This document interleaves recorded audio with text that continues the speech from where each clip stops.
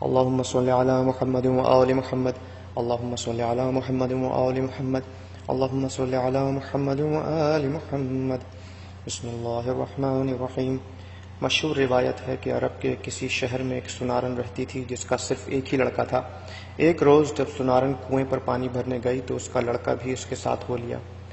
سنارن لڑکے کو کنویں کے قریب بٹھا کر پانی بھرنے لگی۔ کنویں کے دوسری طرف ایک کمہار رہتا تھا جس کی بھٹی اس وقت خوب دہک رہی تھی۔ لڑکا کھیلتے کھیلتے اس طرف نکل گیا۔ سنارن جب پانی بھر چکی تو کنویں کے قریب لڑکے کو نہ پا کر خیال کیا کہ گھر چلا گیا ہوگا۔ واپس گھر پہنچی تو گھر پر بھی لڑکا موجود نہ تھا۔ آخر ماں تھی بہت پریشان ہوئی اور روتی پیٹتی اپنے لخت جگر کی تلاش میں دوبارہ گھر سے نکلی۔ کنویں کے قریب آئی، جگہ جگہ ڈھونڈا، سرگرداں و پریشان پھرتی رہی، ہر ایک سے پوچھا مگر کوئی سراغ نہ ملا، کہیں پتہ نہ چلا۔ اسی طرح شام ہو گئی، یکایک شور ہوا کہ سنارن کا لڑکا کمہار کے آوے میں گر کر جل گیا ہے۔ یہ سن کر اسے انتہائی صدمہ ہوا اور اس قدر روئی کہ غش آ گیا۔ عالم غشی میں کیا دیکھتی ہے کہ ایک معظمہ نورانی چہرہ نقاب پوش تشریف لائی ہیں اور فرماتی ہیں کہ غم نہ کر، تیرا لڑکا بہت جلد تجھ سے ملے گا۔ تو نیت کر لے کہ اگر میرا لڑکا صحیح و سالم بھٹی میں سے زندہ کھیلتا کودتا نکل آئے تو میں جناب سیدہ سلام اللہ علیہ کی کہانی سنوں گی۔ سنارن نے فوراً عالم غشی ہی میں نیت کر کے منت مان لی۔ جب آنکھ کھلی تو واقعی سنارن نے دیکھا کہ لڑکا خدا کے فضل و کرم سے ہنستا کھیلتا زندہ سلامت چلا آ رہا ہے اور ایجاد جناب سیدہ سے اس کے جسم پر آگ نے کوئی اثر نہیں کیا، یہاں تک کہ لباس بدن بھی محفوظ رہا۔ اللہم صلی علی محمد و آل محمد۔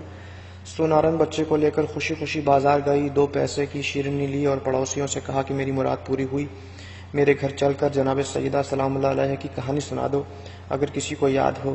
6-7 گھر پھری لیکن ہر ایک نے یہی کہا کہ نہ ہمیں کہانی یاد ہے اور نہ اتنی فرصت کہ ان فضول باتوں کی طرف توجہ دیں۔ سنارن سب سے مایوس ہو کر جنگل کی طرف چل دی۔ کچھ دور چل کر وہی نقاب پوش معظمہ نظر آئیں اور فرمایا کہ اے خاتون مت رو، چادر بچھا کر بیٹھ جا، میں کہانی کہتی ہوں تو سن۔ پھر آپ نے فرمایا شہر مدینہ میں ایک یہودی رہتا تھا، اس کی لڑکی کی شادی تھی۔ وہ یہودی جناب رسول خدا صلی اللہ علیہ وآلہ وسلم کی خدمت میں آیا اور کہنے لگا کہ میری لڑکی کی شادی ہے، آپ اجازت دیں تو میں شرف پاؤں کہ جناب سیدہ میرے گھر تشریف لے چلیں۔ آپ نے فرمایا کہ اس امر کے مالک علی ہیں۔ یہ سن کر حضرت علی کی خدمت میں حاضر ہوا اور عرض کیا کہ آپ اجازت دیں تو جناب سیدہ میرے گھر تشریف لے چلیں۔ آپ نے فرمایا کہ اس امر کی مالک خود جناب سیدہ ہیں۔ اس کے بعد یہودی نے جناب سیدہ کے دروازے پر آواز دی کہ اے بنت رسول، میری لڑکی کی شادی ہے، اگر آپ تشریف لے چلیں تو میری عزت بڑھ جائے گی۔ آپ نے فرمایا کہ جناب امیر علیہ السلام سے اجازت لے لوں تو چلوں؟ یہودی نے کہا کہ میں جناب رسول خدا اور حضرت شیر خدا کی خدمت میں گیا تھا، سب نے آپ ہی کو مختار کیا ہے۔ جناب سیدہ یہ سن کر متفکر ہوئیں۔ اتنے میں جناب رسول خدا خود تشریف لے آئے اور جناب سیدہ نے فرمایا کہ بابا جان، یہودی کی یہاں سے آدمی آیا ہے، آپ کیا فرماتے ہیں، اس کے گھر جائیں یا نہ جائیں؟ آپ نے فرمایا بیٹی تم کو اختیار ہے۔ جناب سیدہ نے عرض کیا کہ بابا جان، آپ کی سخت توہین ہوگی کیونکہ ان کی عورتوں کے جسم پر عمدہ اور نفیس لباس و زیورات سے مزین ہوں گے اور میرے پاس وہی پھٹے پرانے کپڑے ہیں جس میں جا بجا خرمے کے پیوند لگے ہیں۔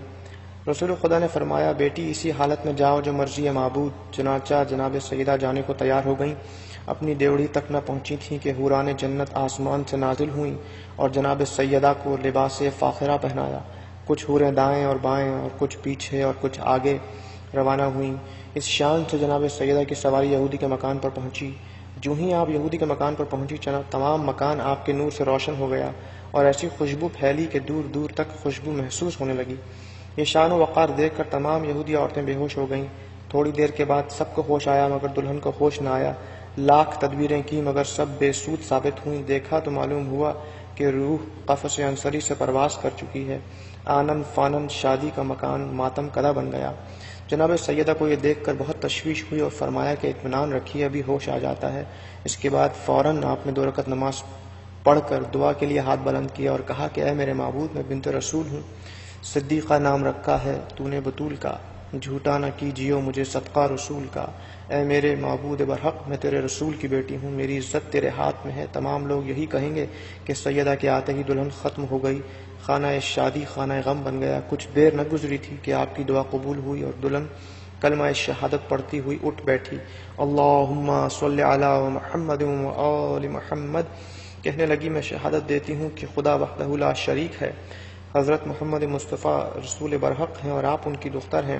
آپ مجھ کو مذہب اسلام کی تعلیم فرمائیں۔ اور اس طرح صدق دل سے وہ عورت مسلمان ہو گئی۔ جناب فاطمہ زہرا کا یہ اعجاز دیکھ کر 500 یہودی مرد اور عورت مسلمان ہو گئے، اور آپ کو سب نے نہایت عزت و حرمت کے ساتھ رخصت کیا۔ ایک عورت آپ کی کنیزی میں دی اور آپ اپنے دولت خانے پر واپس تشریف لے آئیں۔ تمام ماجرا جناب رسول خدا سے بیان کیا۔ رسالت مآب صلی اللہ علیہ وآلہ وسلم نے بھی خدا کا شکر ادا کیا۔ یہ کہانی سنارن سے کہہ کر جناب سیدہ روپوش ہو گئیں۔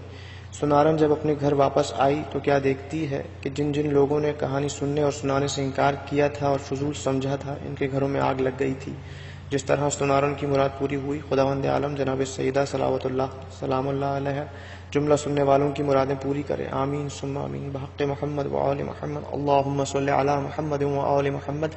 اللہم صلی علی محمد وآل محمد۔ اللہ